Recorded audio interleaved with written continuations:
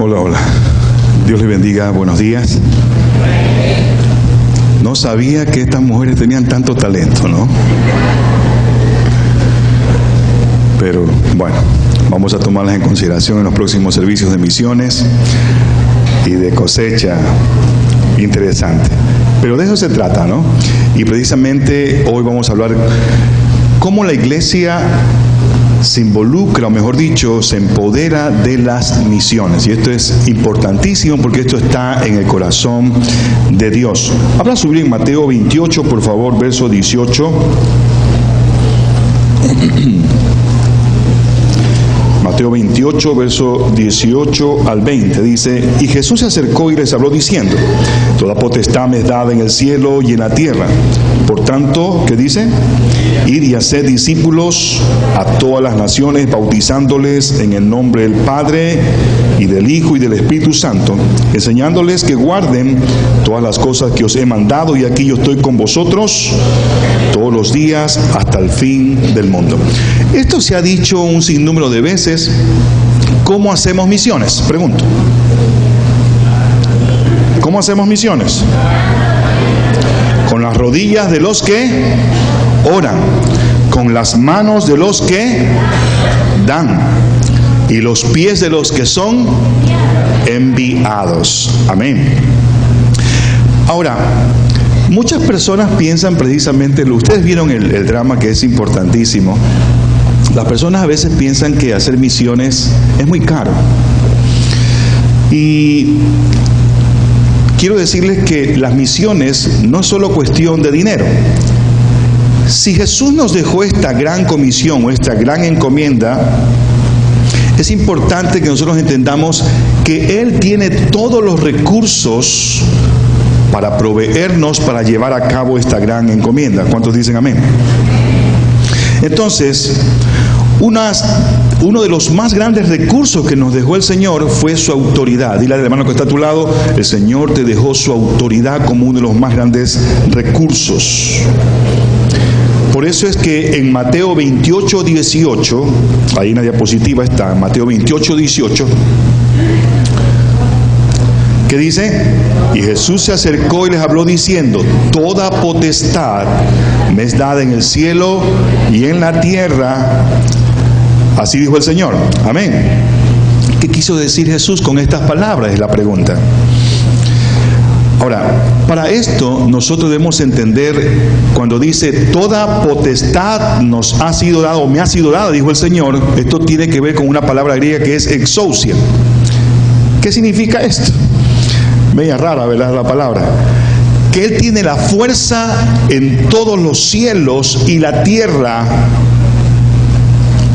Él dispone de todo esto. Hola. Él tiene la capacidad de hacer todo lo que desee en los cielos y en la tierra. Él tiene la competencia de hacer como le plazca en los cielos y en la tierra. Y además, que Él ha tomado todo el control. ¿Cuántos dicen amén? Y si Él tiene todo el control de todas las cosas, es decir, que Él tiene la autoridad del cielo y la tierra dispuesta a ponerlas a nuestro favor. Por esa razón es que cuando una persona decide servirle al Señor, no debe estar pensándolo dos veces. Pero muchos de nosotros lo pensamos dos veces porque tenemos que desprendernos de muchas cosas. Hola. Y por esta razón es que el Señor dice: toda potestad me ha sido dada en el cielo y en la tierra. Por tanto, id. Entonces, muchos cristianos, muchos creyentes no le creen a Dios. Porque dicen: ¿cómo lo voy a hacer? Hola. Además de su autoridad, también el Señor nos ha dado el poder del Espíritu Santo. En Hechos 1.8 dice, ¿qué dice Hechos 1.8? Dígalo conmigo.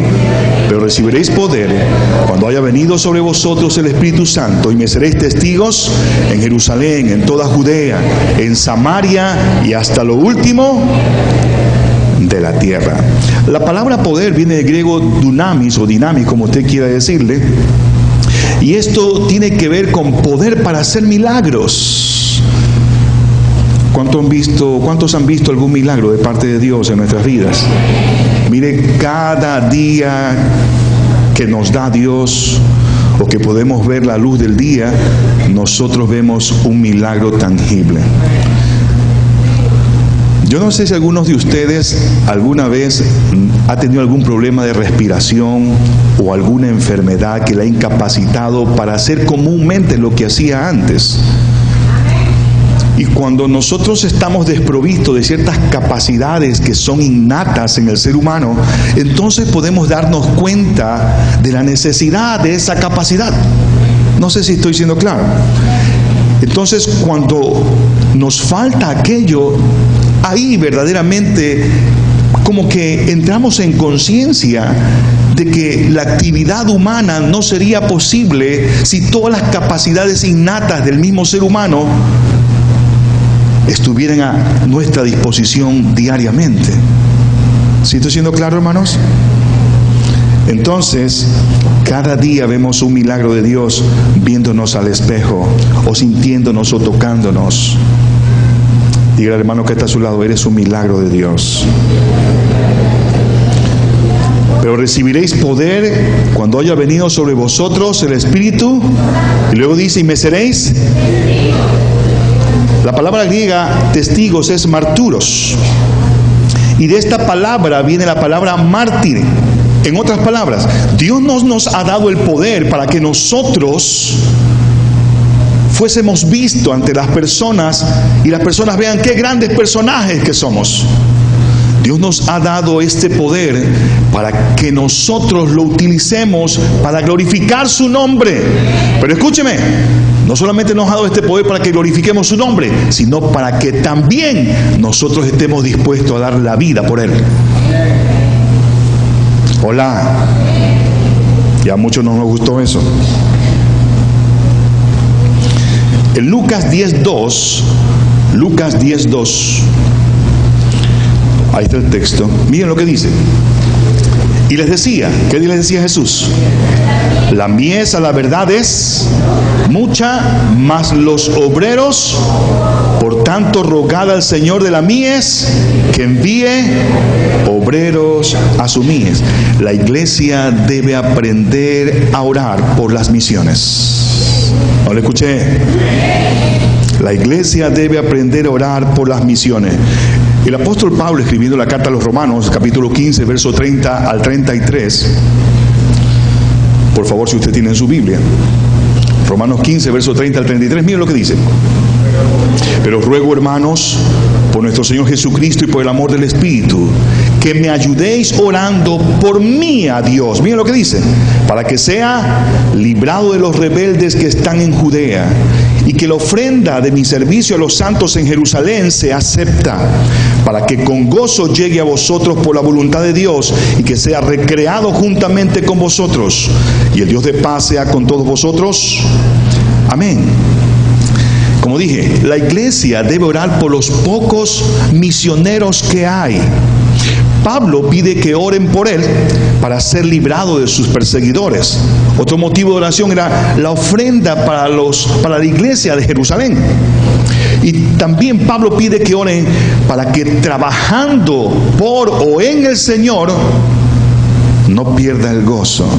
¿Sabe que muchos de nosotros podemos estar sirviendo al Señor, pero a veces lo hacemos por obligación? Hola. Claro, eso sucede en otra iglesia, aquí no sucede eso. Entonces cuando nos dicen, hay que evangelizar, hay que visitar, hay que hacer aquello, algunos dicen, no, hermano, como la hermana en la presentación, ¿verdad? Estaba lista para servir al Señor, pero en otra cosa. Entonces, a veces sirviéndole al Señor, incluso en el liderazgo, en el ministerio, nos cansamos. Hola. Sí, hermanos. Muchas veces sucede esto. Pero debemos orar no solamente por los misioneros actuales, sino también por los que serán enviados. Miren lo que dice en Hechos 13, verso 1 al 3. Hechos 13, verso 1 al 3. ¿Ya tiene? Voy a leer. Había entonces en la iglesia que estaba en Antioquía profetas y maestros: Bernabé, Simón el que se llamaba Níger, Lucio de Cirene, Manaén el que se había criado junto con Herodes el tetrarca y Saulo. Ministrando estos al Señor y ayunando, dijo el Espíritu Santo: apartadme a Bernabé y a Saulo para la obra que los he llamado. Entonces, habiendo ayunado y orado, les impusieron las manos y los despidieron.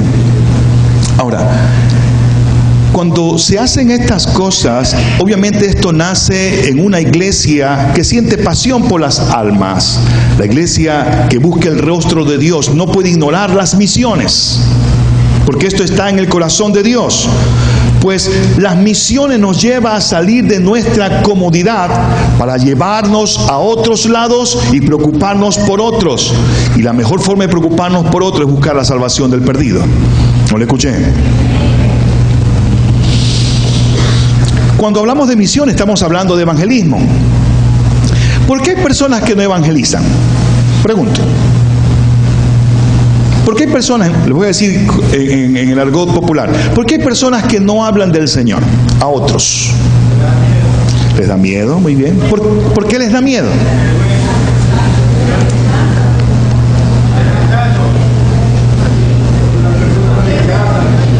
Por el rechazo. ¿Por qué más? Porque algunos tampoco lo saben hacer. Nos hemos dado cuenta a través del tiempo que hay muchos cristianos que ni siquiera saben las 4 leyes espirituales. Aquí voy a poner una ley. Yo me lo sé de memoria, pero quiero ir poco a poco con usted y con mis propias palabras. Dios tiene un plan para usted. ¿Cuántos saben que Dios tiene un plan para cada ser humano? Así es. Dios tiene un plan. Dios tiene un propósito para cada persona. Dios le ama y quiere que usted experimente su paz y su vida. Juan 3:16, ¿qué dice? Díganlo todos juntos.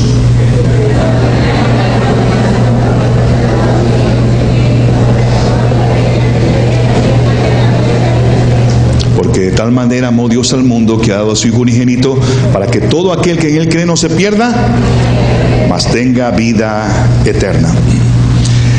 Número 2. Entonces, la primera ley es que Dios tiene un plan, un propósito para cada ser humano.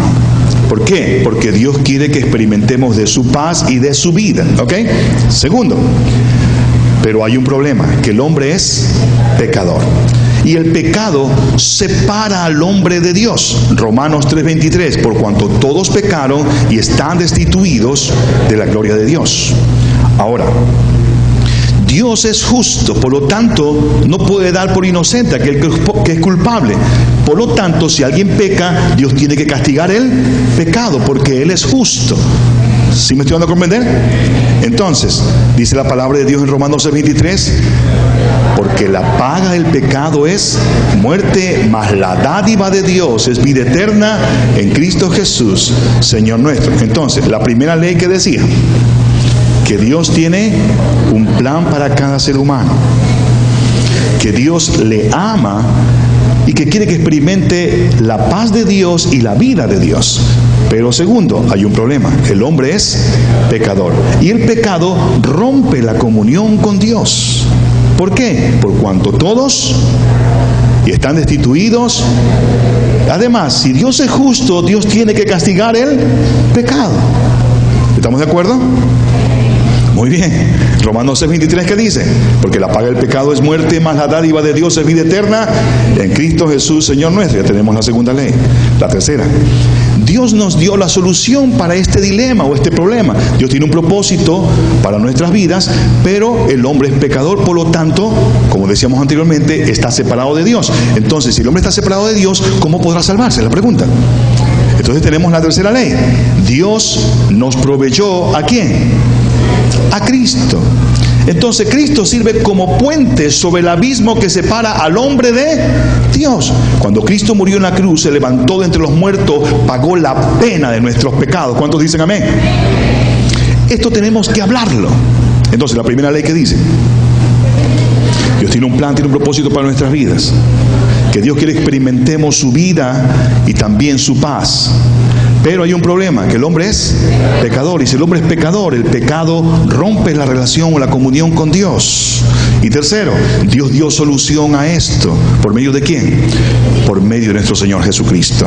1 Pedro 2:24 dice: quien llevó él mismo nuestros pecados en su cuerpo sobre el madero, para que nosotros, estando muertos a los pecados, vivamos en la justicia, y por cuya herida, que dice, fuisteis sanados. Y la cuarta, la respuesta del hombre es la aceptación a Cristo. Es decir, que el hombre debe aceptar a Jesús como su Señor y Salvador. Romanos 10, 9 y 10 dice que si confesares con tu boca que Jesús es el Señor y creyeres en tu corazón que Dios le levantó entre los muertos, serás salvo. Porque con el corazón se cree para justicia, pero con la boca se confiesa para salvación. Entonces, vamos a ver si decimos las 4 leyes. La primera: Dios nos ama y tiene un propósito para nuestras vidas. Pero hay un problema. El hombre es pecador. Por tanto, el pecado rompe la relación o la comunión con Dios. ¿Qué texto bíblico usamos ahí? Romanos 3:23. ¿Qué dice Romanos 3:23? Por cuanto todos pecaron y están destituidos de la gloria de Dios. Ahora, Dios es justo y tiene que castigar el pecado. Romanos 6:23, porque la paga del pecado es muerte, mas la dádiva de Dios es vida eterna en Cristo Jesús, Señor nuestro. La solución al dilema de que Dios nos ama, pero el hombre es pecador, es 1 de Pedro 2:24, quien llevó él mismo nuestros pecados en su cuerpo sobre el madero, para que nosotros, estando muertos a los pecados, vivamos a la justicia, y por cuya herida fuisteis sanados. Y la cuarta es la respuesta del hombre, es la aceptación a Cristo. Romanos 10, 9 y 10, si lo sabes, ¿verdad? ¿Qué dice Romanos 10, 9 y 10? Que si confesares con tu boca que Jesús es el Señor y creyeres en tu corazón que Dios le levantó entre los muertos, serás salvo. Porque con el corazón se cree para justicia, pero con la boca se confiesa para salvación. Quiero un voluntario rapidito que me diga las 4 leyes aquí. ¿No estamos hablando de misiones? Un voluntario, rapidito, con sus propias palabras. Entonces voy a tener que buscarlo yo. Voluntarios. Acá está un voluntario. Venga para acá. 4 leyes. Le voy a dar 2 minutos nomás. Mucho le digo. Dios le ama y tiene un plan maravilloso para su vida. Tiene un propósito en su vida. Juan 3:23, porque de tal manera amó Dios al mundo que ha dado a su Hijo unigénito, para que todo aquel que en él cree no se pierda, mas tenga vida eterna. Como el hombre es pecador, está separado de la gloria de Dios. Necesitamos a través de Jesús un puente. Dios proveyó, nos dio un puente para tener un nexo, para unirnos con Él, y necesitamos recibirlo, aceptarlo en nuestro corazón como nuestro Señor y Salvador. Romanos capítulo 10, versículos 9 y 10 dice que si confesares con tu boca que Jesús es el Señor y creyeres en tu corazón que Dios le levantó de los muertos, serás salvo, porque con el corazón se cree para justicia, mas con la boca se confiesa para salvación. Necesitas recibir a Cristo para tener la salvación. Amén. Aplauso fuerte para mi hermana. Muy bien. Y aquí está lo que dice ella. Para recibir a Cristo tiene que hacer 4 cosas: admitir su necesidad espiritual, arrepentirse, creer que Jesucristo murió y resucitó, y recibir a Jesús como Señor y Salvador. Muy bien. Ahora, mire lo que dice Apocalipsis capítulo 3, versículo 20. ¿Qué dice? Léalo.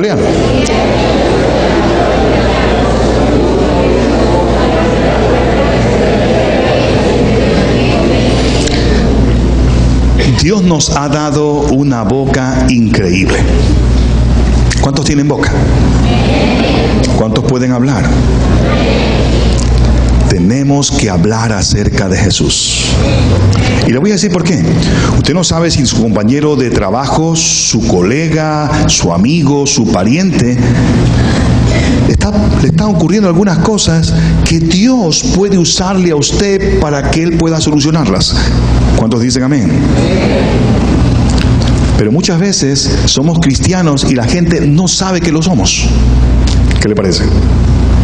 La La gente debe de conocer que usted es cristiano y usted debe de hablar, porque cuando habla se compromete a guardar un testimonio. ¿No lo escuché? Por eso dijo Jesús en Apocalipsis 3:20: y aquí yo estoy a la puerta y llamo. Si alguno oye mi voz y abre la puerta, entraré a él y cenaré con él y él conmigo. La iglesia también, además de evangelizar, tiene que ofrendar, tiene que diezmar. Una iglesia que da para las misiones siempre será una iglesia próspera. Como iglesia del Evangelio Cuadrangular de la Alborada apoyamos las misiones. Estamos con una red de más iglesias. Estamos soportando económicamente a la misionera Carmen González. ¿Cuántos saben esto? Carmen estuvo con nosotros, ya partió una vez más. Ya está en el campo misionero y nosotros ofrendamos. ¿Por qué ofrendamos? Pero pastor, eso es un gasto innecesario. Quizás algunos creyentes puedan decir: mire, Jesús no dijo y me serán testigos solamente en Guayaquil. No, solo en Ecuador, ahí nada más. Y hasta la frontera en el oriente, hasta Carchi. ¿Cómo dice la Escritura? A todas las naciones. ¿Sabe que la iglesia latinoamericana perdió la visión? Escúcheme lo que le voy a decir. Perdió la visión porque nosotros somos tan cohesionados familiarmente que pensamos que solamente aquí nomás necesitamos estar. Hay muchos lugares en el mundo donde ni siquiera han escuchado hablar de Jesús. ¿Sabía usted eso? Pero en el tiempo de las telecomunicaciones, pastor, ¿cómo puede ser posible? Sí. Porque hay presidentes que ni siquiera dejan que la gente vea esos programas. Hola.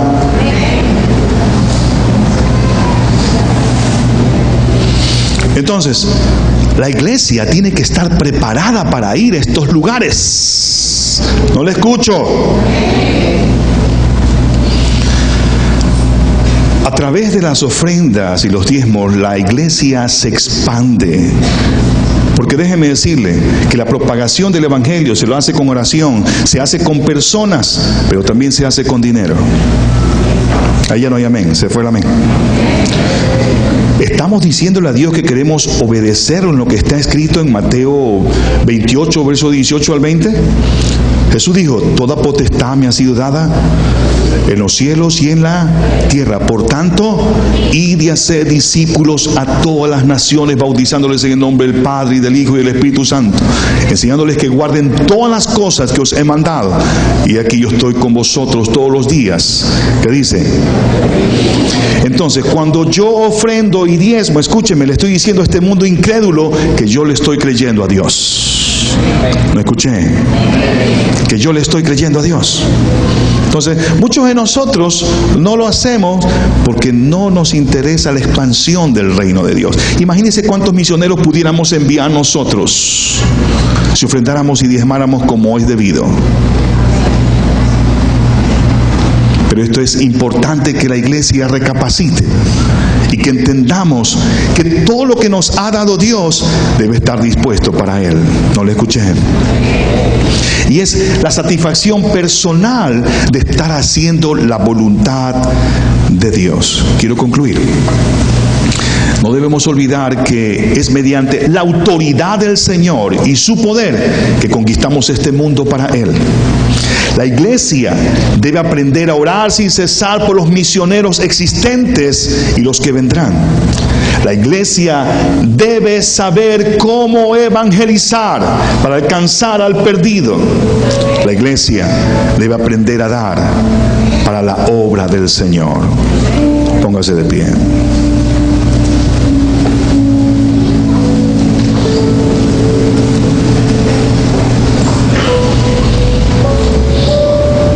Señor, te adoramos esta mañana, te exaltamos. ¿Cuántos estamos conscientes de que Dios está llamando a muchas personas para ir a la mies? Porque la mies es mucha, dijo el Señor, y los obreros son pocos. Por esa razón Dios está tocando corazones.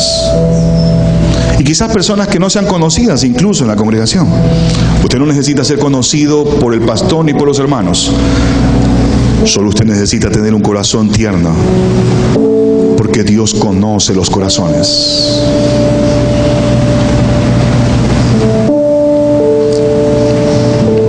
Cierre sus ojos por un momento y dele gracias al Señor. Dígale: Señor, mira, hacemos misiones con las rodillas de los que oran, con las manos de los que dan,